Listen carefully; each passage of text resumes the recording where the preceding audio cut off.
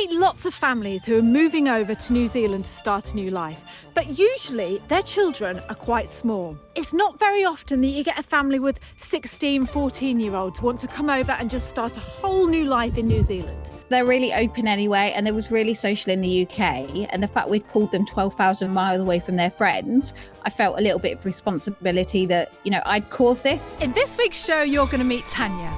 Tanya moved with her kids from the UK to New Zealand, but what's different about Tanya is she did something really unusual with them when she got here. So unusual, in fact, that it got the attention of the press. Let's jump on in and find out what it was. It's a Drama, coming to you from Taranaki, New Zealand. Hello. Daddy, I love him! Mother thanks you. Right, Mr. DeMille, I'm ready for my close-up. Tanya, welcome to the podcast. I'm so happy to have you here with me today. Even though you're not feeling well, you still said that you'll come and chat with me on the podcast. So I am super happy and grateful to have you here with me to share your story. That's okay.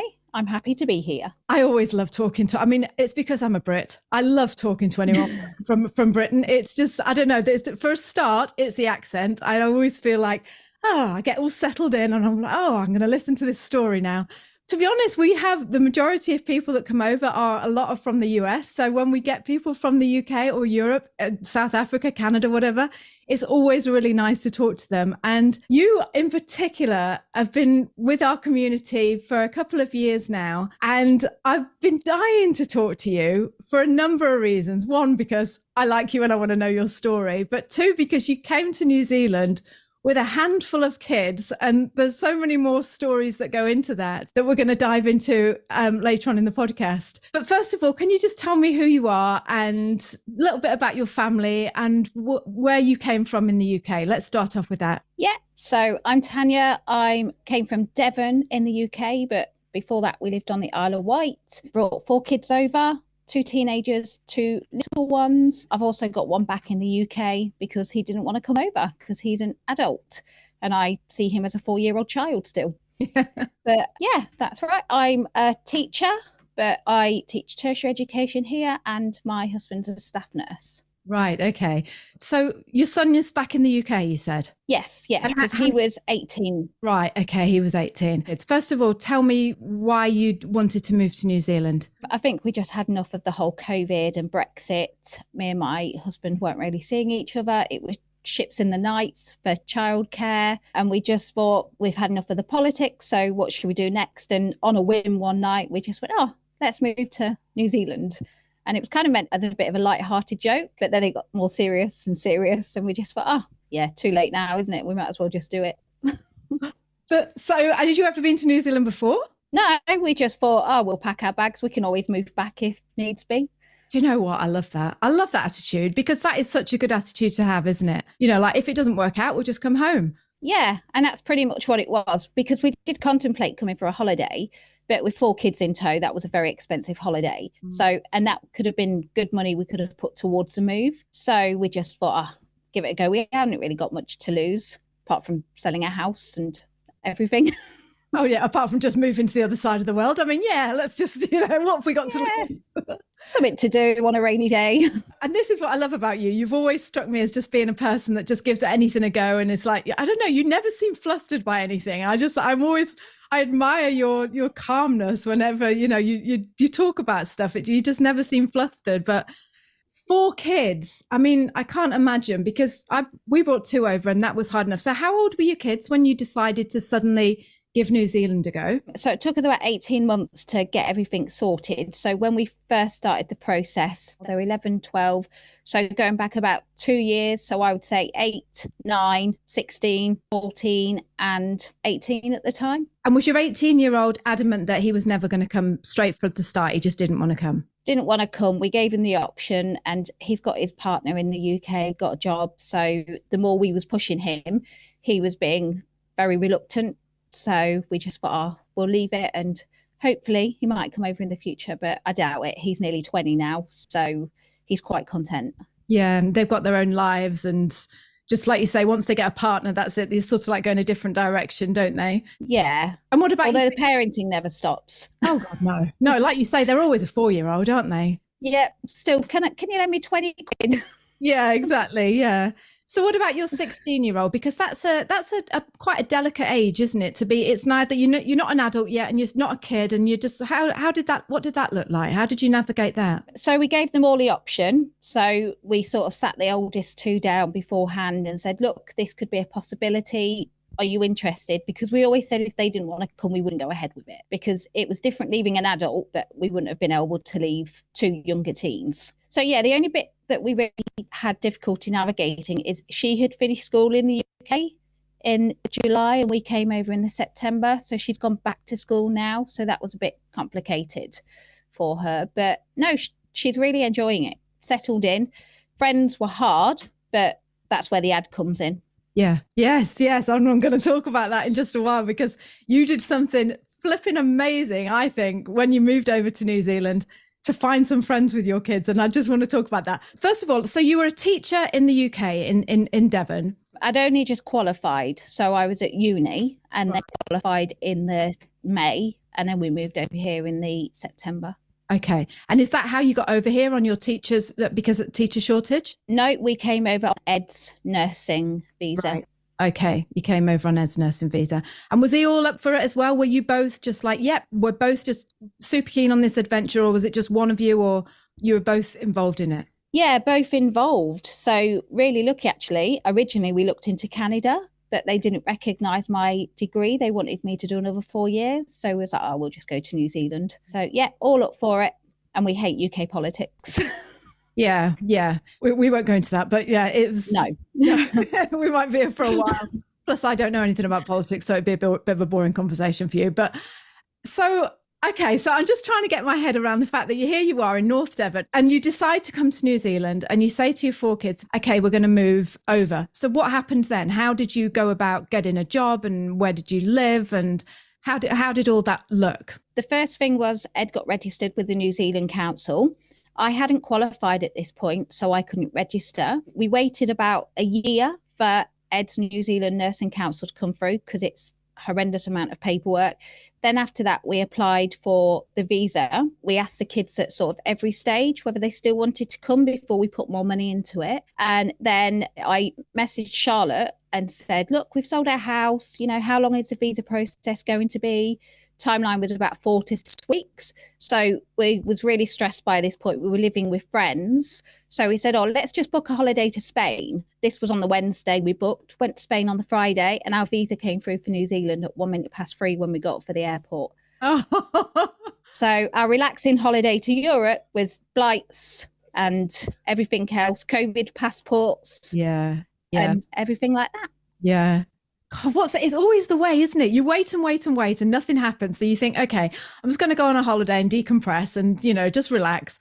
And then, like you say, it's almost like, I don't know, you draw it to you, doesn't it? It's just like, ta-da, here it is. It's like, you know, something for you to worry about. So you just went on a holiday and spent all that time just making your plans to come to New Zealand. Yeah. So it wasn't relaxing at all, but we enjoyed it. No. So we did 5 flights in 32 hours, just about. And I know I keep talking about this, but this is because something I'm so fascinated with, because when you bring kids to the other side of the world and you take them out of their life and, you know, their friends and their school and whatever, I think when they're younger, it's so much easier because you can like bribe them and just say, oh yeah, New Zealand's got really good ice cream. You know, New Zealand's got great swimming pools that you're going to go and play in and stuff like that.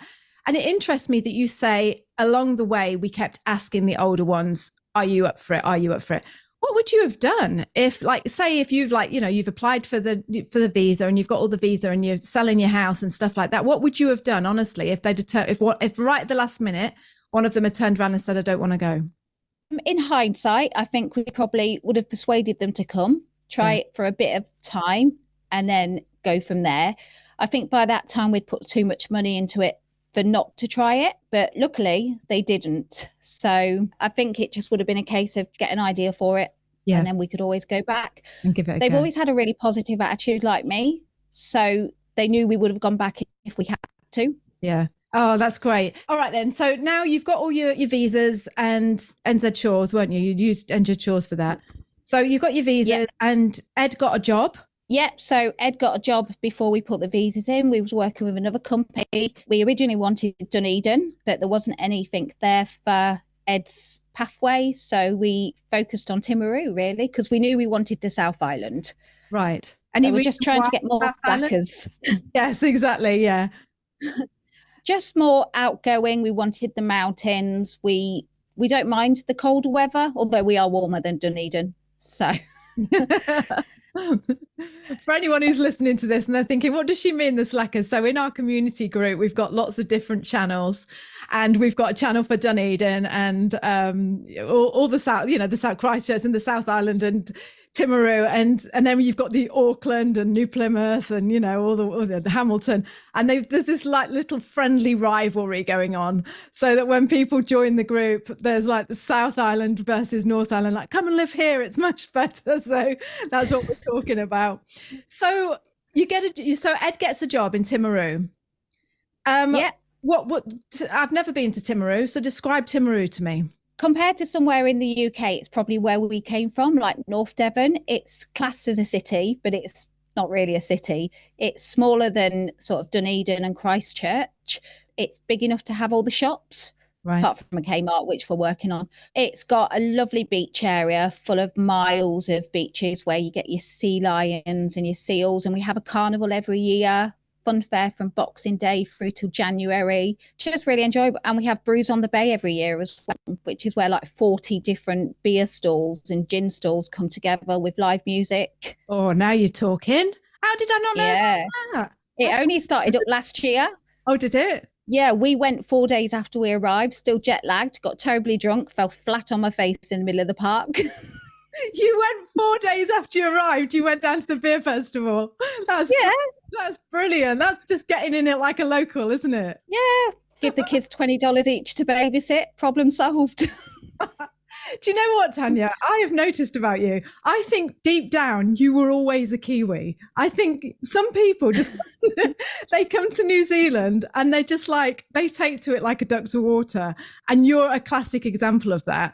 And before I jump in and talk about the classic Kiwi thing that you did for your kids, I just wanted to stay on Timaru a little bit. So when you arrived in New Zealand, because coming from the UK, you've North Devon, was it North Devon you said you were in?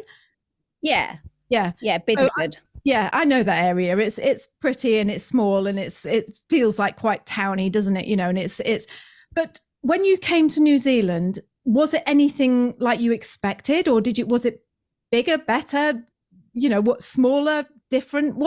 Tell me your initial thoughts, having never been to New Zealand before in your life. Here you are with 4 kids and Ed, and you get off the plane and apart from the fact that you're going to the beer festival to get sloshed in 4 days, but pretend that you didn't know that. What are your thoughts of New Zealand when you get off the plane? So the first thing we did was went to Pack and Save, because we stopped in like a little, we stopped in what now is, we know as a top 10 holiday park to get over some jet lag for a couple of days. Went into Pack and Save, mullets and barefoot. Didn't even know what that was all about. Looking at all these prices, we was like, is $22 expensive for grapes? Knowing what we know now, yes. But yeah, we spent like $300 in Pack and Save, wondering, we didn't know how we were going to survive because we'd kind of worked with our wages. And Ed was a bit like Brian, or going, oh, well, this is only this amount in English money. And I was like, just quit it. We're not bloody in the UK now. It was a bit, some expectations I got, like we felt relaxed and you could see people are quite chill and mellow. But then other things like the barefoot and the mullets and just random kids walking around, like little kids. Yeah. That was a bit abnormal. And when we went to view the kids' school, I'm very much used to schools being enclosed within fences. And when I said, oh, can we come and view your school? They was like, yeah, just rock up whatever time. And I was like, oh, okay. Shall I bring the beer? Yeah. But no, it was, I expected some things, but some of the things was a bit of a culture shock. Right. Okay. So it sounds to me like it's pretty laid back down there, down in the south. You're all having a good time down there. It sounds pretty laid back. Yeah, I like it. It's I'm quite glad in hindsight that we didn't go to Dunedin, because we quite like nipping up to Christchurch. That's only 2 hours away. Dunedin's 2 hours away. Our ski field's 45 minutes away. Brilliant. I'm going to come So down. I didn't know about this. I mean, I've seen all your beautiful pictures that you put on the channel and everything, and they look stunning. I honestly didn't know anything about the place.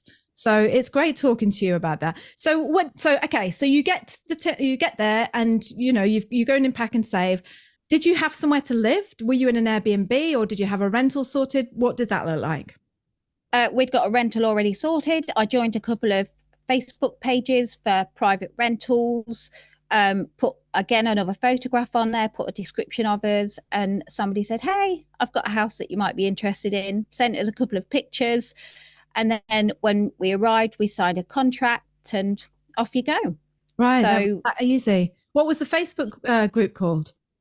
It was just called Timaru Private Rentals. Right. Okay. So you can get them locally anywhere, I assume. Yes. Yeah. Because someone talked about this before when we did a live Zoom about renting properties, and they said a local Facebook. So like New Plymouth Rentals, or like you say, Wellington Rentals.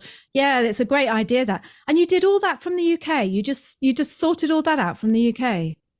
Yeah, it was quite easy. And we didn't want to go through agencies, because obviously it meant coming to visit people, coming to visit the houses. And with 4 kids in tow, we needed to be kind of prepared before we got here. Yes. And what size house is it? And how long are you allowed to stay there for? So we're on a year's contract at the minute. Okay. And then it's a 5-bed, 2 bathrooms, 2 living areas. So massive house. Wow. And we pay $650. Wow, that's great. That's fantastic. Yeah. That's brilliant. Yeah. It's detached. It's up on a hill. So we've got beautiful views of the golf course, and we can see the sea. Wow, that's so really nice area. Yeah, that's brilliant. Oh, well, I'm happy. And so, okay, so now you've come over to Timaru. You've got this lovely house. You're all sorted in your rental. Ed already had his job to go to, I'm assuming. How did he started the week after? Okay, he started the week after, and we could talk about Ed, but I want to talk about you. But so how did you find your job? Because I know you're working as a teacher now. How did that happen? So about 3 weeks after we arrived, my work visa came through. And then during the registration, I just did a bit of relief teaching as an unqualified teacher, waiting for everything to come through. And then in the January, I started a permanent job. So I do ed. Tertiary education. So I teach 15, 16-year-olds that have come from traumatic backgrounds and get them through their NCEA's level 1 for numeracy and literacy. So it's going really well. Never taught teenagers before, but they're pretty cool. Wow, that's fantastic, Tanya. So is this taught in a school, or is it done te kura, or how does that work? It's with the YMCA. Oh, okay. So yeah, I teach with the YMCA, and I've just taken a bit of a promotion. So I'm now their dyslexia lead. Oh, well done. Congrats. That's fantastic. Yeah. So do you actually teach at the YMCA, or is it all online? So it's okay. I didn't know this. Go on. Yep. So I teach at the YMCA. They've got them all over. So some of them had their education facility, some of them don't. Right. And so you turn up at the YMCA, and then teenagers come to the YMCA and sit in a classroom with you, and you get them through their maths and literacy. Is that right? Yeah, they're NCEAs. Yeah. Yeah. Oh, Tanya, thank you. That's so wonderful. That's all right. That's admirable. That's wonderful. You must get a lot of job satisfaction out of that. But I also imagine it would be quite a challenging job as well.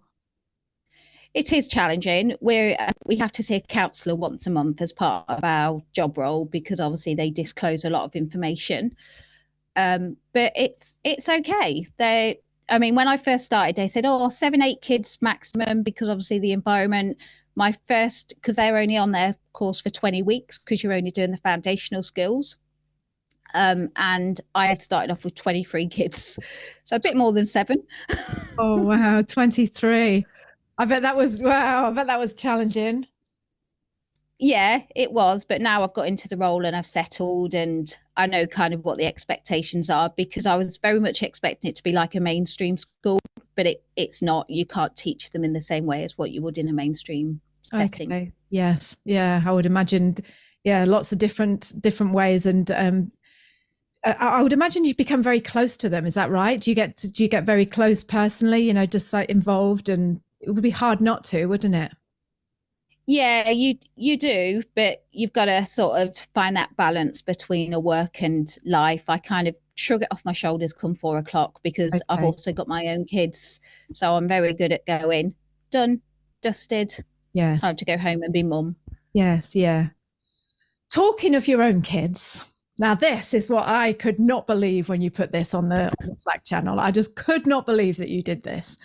So tell us what you did when you came to New Zealand with your 4 kids to help find your kids some friends. So again, on another local page, I put on there a post saying, hey, from the UK, brought 4 kids over. Anybody want to be friends with us, basically? And it was nearly my daughter's 17th birthday. And I was like, she wants to go out and meet people because their student visas wasn't through, our work visas wasn't through. So I needed to do something to keep me sane. And I think it ended up with like 300 comments back, including one from a journalist. And he was like, hey, I'm so interested in your story. Can you get back to me? And it all escalated from there. It was supposed to be, the interview was supposed to be the day before Bruise on the Bay, but there was a car accident. So the interview was the days after Bruise on the Bay with a hangover. Right. So, oh my God. I just love that story. I love it. I can't believe that you did that. That's genius. But it's also really brave. You know, I just think it's very out there. I would never think to do that. And I would just, yeah, something in me would be like, oh no, don't do that. But so how fantastic is that? So you got all these comments back. So were there comments like saying, oh yeah, we'll be your friend, like we'll be your kids' friends? Or what were the comments? So we had a couple of teenagers to say, hey, I run this sort of club in Timaru. Would your kids be interested in coming along? More aimed at the teenagers. So Kira got into a group called Raise Up. That's run also through the YMCA, ironically, before I started. A couple of football groups, swimming groups. So you just go along. Hey, I'm Tanya. These are the kids. And you just make connections from there. And it's really nice because I'm still friends with some of them now. And we've been here nearly a year. That is it reminds me of something that you would do in the olden days. Like, you know, like, I don't know, like you used to turn up, didn't you? Like, well, like when growing up in the 70s and your mum would take you along to, like, I don't know, Sunday school or whatever, or she'd just take you along to the playgroup and go, this is Lizzie. Does anyone want to play with her? And like, you just thought that was like completely normal, like, you know, but now we've become so insular, and so like although we're supposed to be like, now we've got social media, everyone's supposed to be like got all these amazing loads of friends, but I think this is a time when loneliness is quite prevalent, isn't it? It's just, so I think that what you did is just, yeah, I just think it's fantastic, and I'm so happy that journalist picked up on that, and he must have just, or she must have thought the same as me. It was like, wow, like, you know, this woman has done this with, and that your kids let you do it, like agreed to it as well. Because I think if I said to my kids, I'm going to put a post on Facebook and ask for some friends, they'd be like, oh no, please don't do that. So I think it's great that your kids sound really, really open and up just for life. They just sound like real great kids, to be honest. Yeah, they are. They're really open anyway, and they was really social in the UK. And the fact we'd pulled them 12,000 miles away from their friends, I felt a little bit of responsibility that, you know, I'd caused this, so I'm going to fix it. Yeah. And I managed to, you know, I wasn't quite expecting it to be as big as what it was. I was just expecting a hey, but no, it was great. Yeah. Worked out all right. Yeah, definitely. Because I tell you what, if I saw something like that on Facebook and some saying, you know, it's like, because we homeschooled, so we always, you know, I was always constantly aware that the kids needed friends, even though they had great friends in the homeschooling group.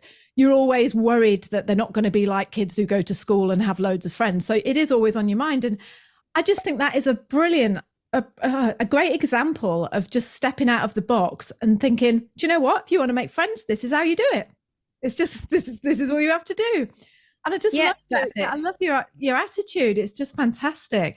So tell me about your kids now. Are they all settled and happy and at school, or what are they doing?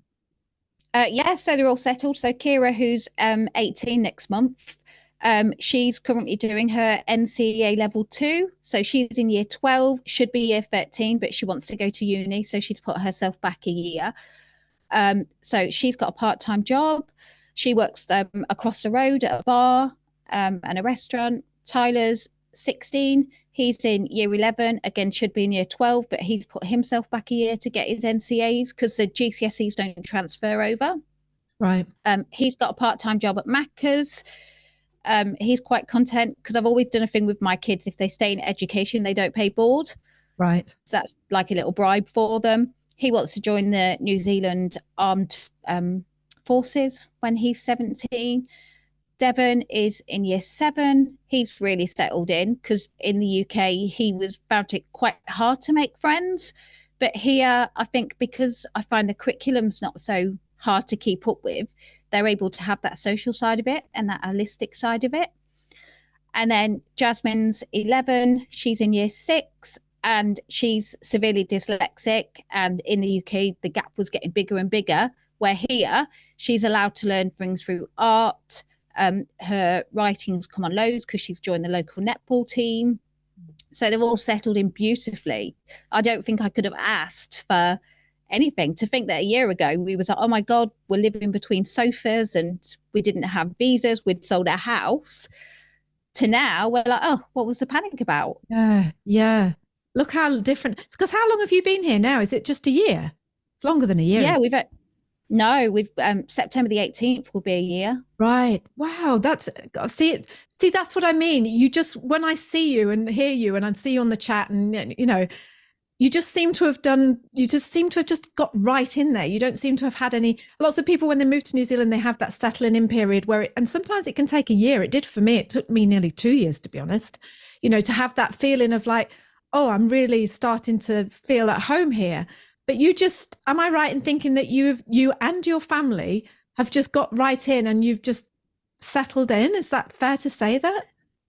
Yeah, I think really we lost a lot of things in the UK. So while we was going through the process, I lost both of my parents within 6 weeks before we came. So I think that kind of helped in a way because we didn't have to worry about them. I think if they'd still been alive, I would have been constantly thinking, oh my God, I've got to go and help them. I can't really leave. So this was a brand new, fresh start from every angle.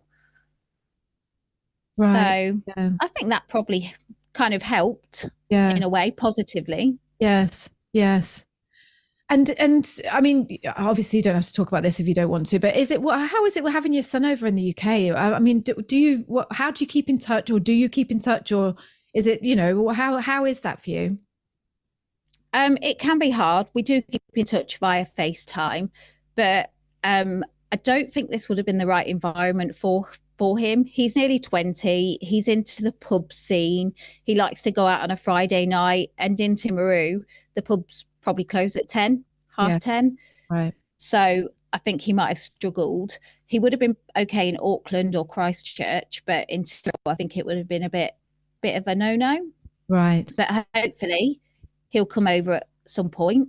He's trying to save up, and we said we'd match him, but he's also nearly 20 and enjoys going down the pub. Yeah. So we'll see how them savings goes. It might be a Christmas present. And you know what? You never know what's going to happen, do you, Tanya? Because he could come over in a couple of years or whatever. He could meet a Kiwi, someone Kiwi, and he stays here, or he might just come over and just fall in love with the place and just think, I just want to stay. You just never know what's going to happen, do you?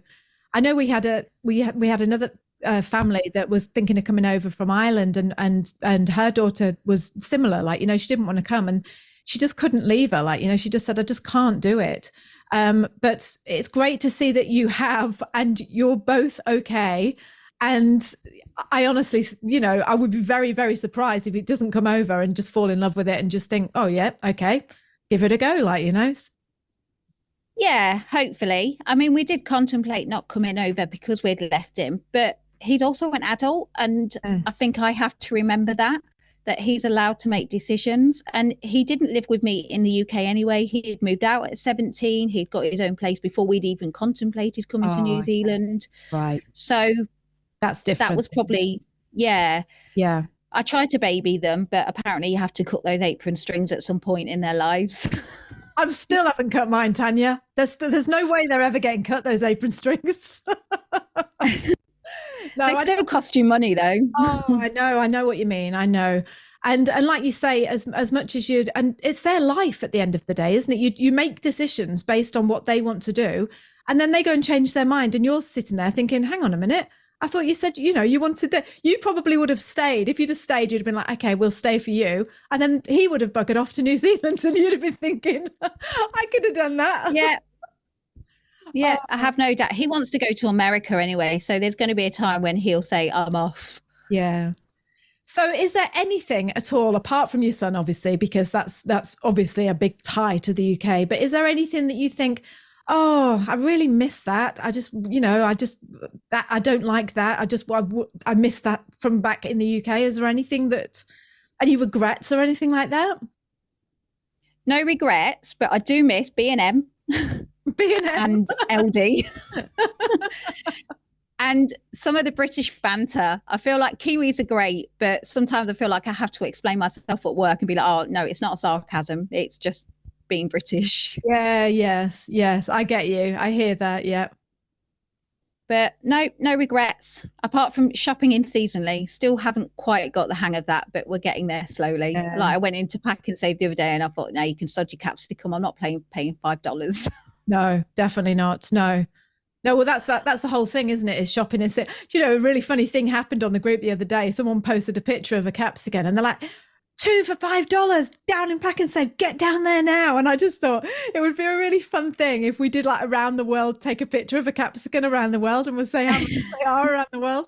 It'd be so fun, wouldn't it? Let's give you an example of how it is. Well, Tanya, I just think your story is wonderful. I just love the way, because I've been with you right from the start, and I remember you saying, oh, you went through so many things that happened. I remember we won't go into them all now, but you went through such a lot, and and it always seemed like you were nearly there, and then you get put back again, and then you were nearly there, and then you get put back again. So not only to see you here with your family and Ed, but to see you so happy and so immersed and so Kiwi, it just makes me really, really happy for you and just warm inside that you've just been flipping. I just love your attitude. That's what it is. That's what I love about you. I just love that attitude of like, yep, give it a go. If it doesn't work out, then we'll give it a go. It's great. And that's the thing. When we were contemplating coming, we was like, oh, maybe not this year because Kira's doing GCSEs, or next year Tyler's doing. And there was always going to be something to stop us from moving. And that's where it came from. Oh, we'll go. Don't like it. We'll come back. Give it a year. Well, I think we initially said give it 2 years just for the settling in period. And if we don't like it, we'll hop back on a plane.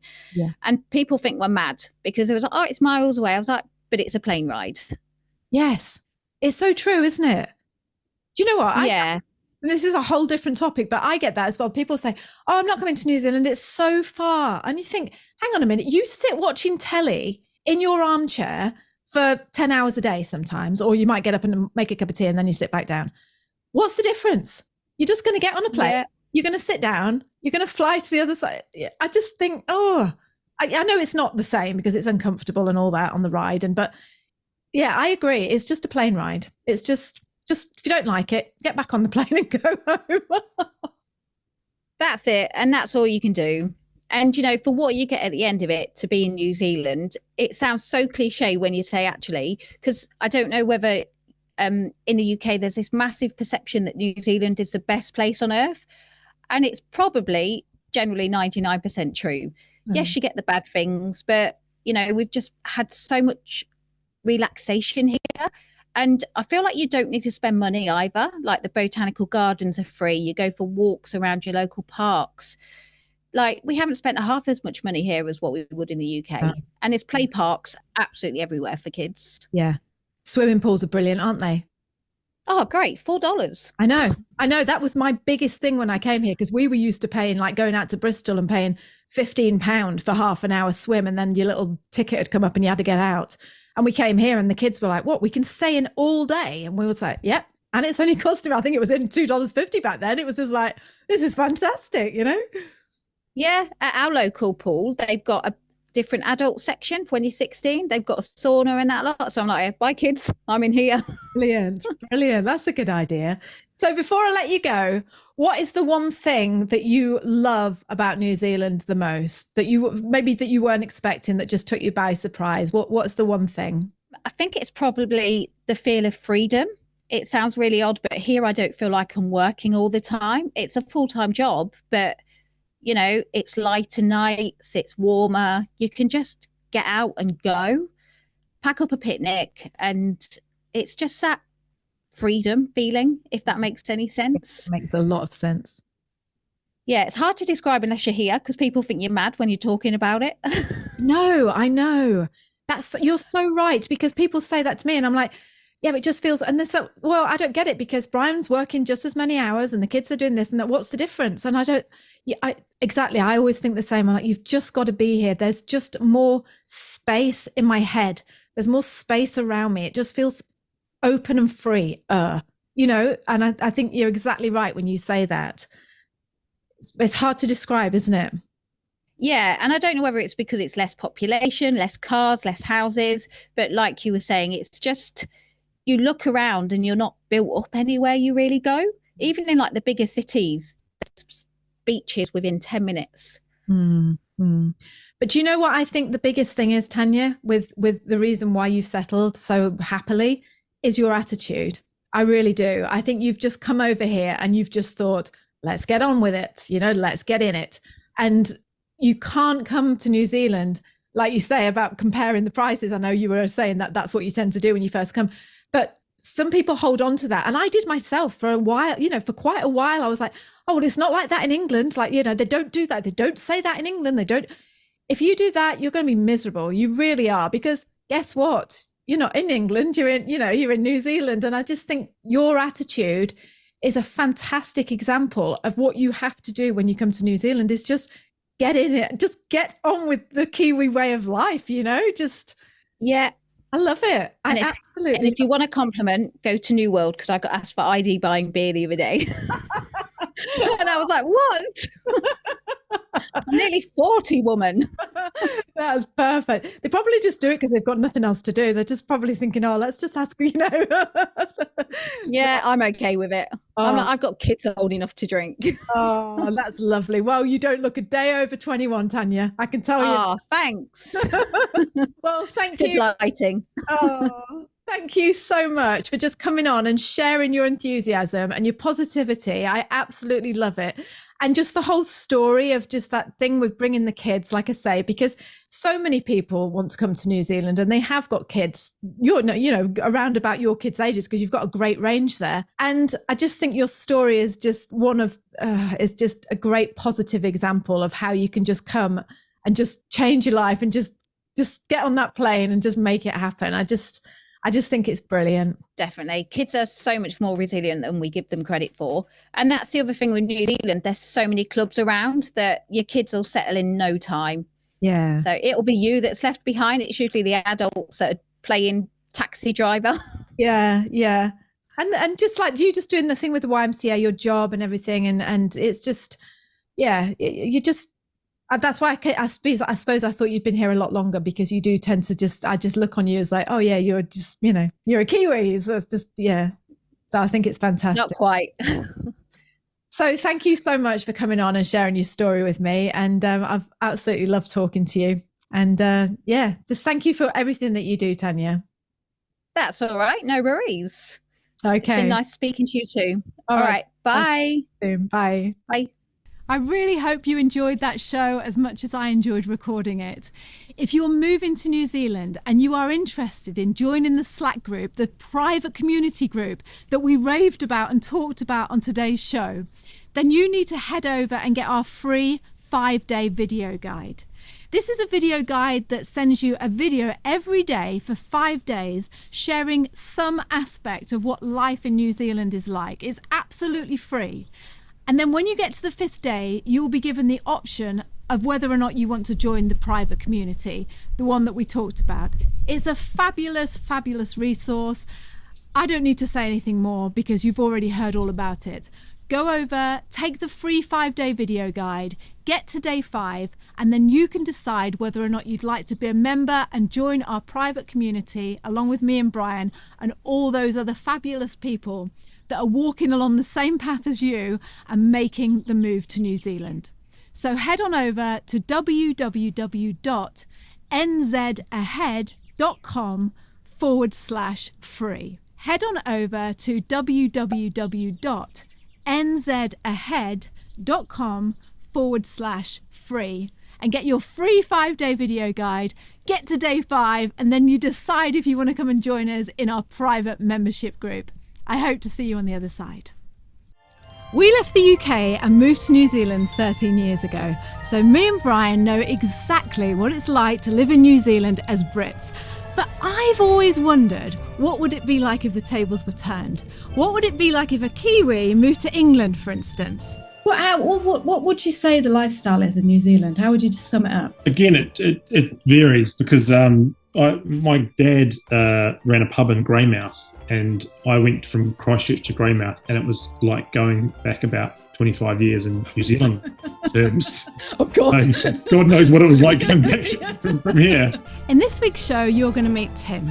Tim is a Kiwi that left New Zealand 14 years ago to go and live in the UK. In 3 weeks, he's returning back to New Zealand to live. He's bringing a wife, 2 kids, and a 20-foot container filled with furniture. Let's go and find out all about his life and why he's coming back to New Zealand.